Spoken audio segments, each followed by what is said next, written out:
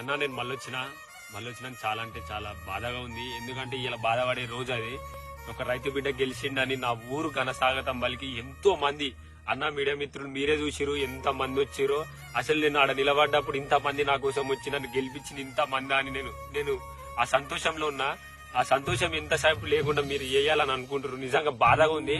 ఏడ్దామంటే ఇట్లా ఇది మీరు నెగటివ్ చేస్తారని నాకు భయం అవుతుంది. ఎందుకంటే ఒక 60-70 ఛానల్ రావచ్చు, యూట్యూబ్ ఛానల్.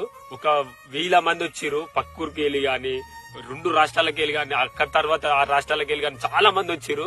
అంతమంది నా కోసం ఇంత రాత్రి వచ్చిరని ప్రతి ఒక్కరికి ఫోటో ఇచ్చిన.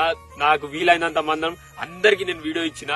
నేను అన్నం తినలే, నాకు అయితే లేదని అన్నం తినని దంగి పోతే కొంతమంది వచ్చి వాళ్ళు మీరే అన్న మీడియా మిత్రులు మీరే నాకు 5 నిమిషాలు, నాకు 10 నిమిషాలు, నేను ఇట్లా మనిషినే కదా అన్న, నేను అప్పుడు ఇట్లా అన్న నేను మనిషినన్నా, నేను తినాలన్నా, నాకు అయితే లేదు, నాకు ఓపిక లేదంటే నానా మాటలు మీరే అన్నారు. ఫస్ట్ నుంచి పెట్టలే, సగం నుంచి పెట్టి మిమ్మల్ని నెగటివ్ చేస్తా అంటే అన్న ఒక రైతు బిడ్డ రైతులను గెలిపించుకున్నా అన్న.